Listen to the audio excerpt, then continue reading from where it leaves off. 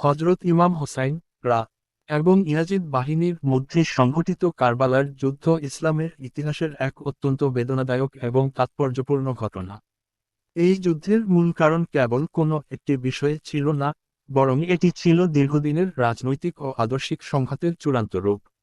এর মূল কারণগুলো নিচের সহজভাবে তুলে ধরা হলো। ১. খেলাফত বনাম রাজতন্ত্র। মূল আদর্শিক কারণ, ইসলামী শরিয়াহ অনুযায়ী রাষ্ট্রপ্রধান বা খলিফা নির্বাচনের কথা ছিল পরামর্শের ভিত্তিতে শুরা। কিন্তু আমির মুয়াবিয়া রা এর মৃত্যুর পর তার ছেলে ইয়াজিদ জোরপূর্বক ক্ষমতা দখল করেন। এটি ছিল ইসলামী খেলাফত ব্যবস্থা থেকে সরে গিয়ে বংশগত রাজতন্ত্রের সূচনা। ইমাম হোসাইন রা মনে করেছিলেন, ইয়াজিদের এই ধারা মেনে নিলে ইসলামের প্রকৃত রাজনৈতিক আদর্শ চিরতরে নষ্ট হয়ে যাবে। ২. ইয়াজিদের চারিত্রিক ও নৈতিক অযোগ্যতা। ইমাম হোসাইন রা এর মতে ইয়াজিদ একজন ন্যায়পরায়ণ শাসক হওয়ার যোগ্যতা রাখতেন না। ইয়াজিদের বিরুদ্ধে সরই বিধান লঙ্ঘন, জুলুম এবং অনৈতিক আচরণের অভিযোগ ছিল। এমন একজন ব্যক্তির হাতে মুসলিম উম্মাহর নেতৃত্ব ছেড়ে দেওয়াকে ইমাম হোসাইন রা দ্বীনের জন্য ক্ষতিকর মনে করেছিলেন। ৩. বায়াত আনুগত্যের শপথ গ্রহণে অস্বীকার। ক্ষমতায় বসার পর ইয়াজিদ মদিনার গভর্নরের মাধ্যমে ইমাম হোসাইন রা এর কাছ থেকে আনুগত্যের শপথ বা বায়াত দাবি করেন। ইমাম হোসাইন রা স্পষ্টভাবে তা প্রত্যাখ্যান করেন। তিনি বলেছিলেন, আমার মতো ব্যক্তি ইয়াজিদের মতো ব্যক্তির বায়াত গ্রহণ করতে পারে না। এই সরাসরি প্রত্যাখ্যানই যুদ্ধের পথ প্রশস্ত করে। ৪.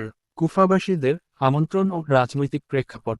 ইমাম হোসাইন রা যখন মক্কা থেকে কুফায় যাওয়ার সিদ্ধান্ত নেন, তখন কুফাবাসী হাজার হাজার চিঠির মাধ্যমে তাকে নেতৃত্বের জন্য আমন্ত্রণ জানিয়েছিলেন।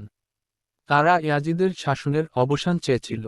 যদিও শেষ মুহূর্তে ইয়াজিদের সেনাপতি ওবায়দুল্লাহ ইবনে জিয়াদের ভয় এবং প্রলোভনে কুফাবাসীরা ইমাম হোসাইনকে সহায়তা করেনি, কিন্তু এই রাজনৈতিক জাগরণই ইয়াজিদকে ভীত করে তুলেছিল।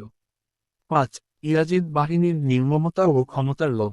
ইয়াজিদ এবং তার সেনাপতিদের প্রধান লক্ষ্য ছিল যেকোনো মূল্যে ক্ষমতা টিকিয়ে রাখা।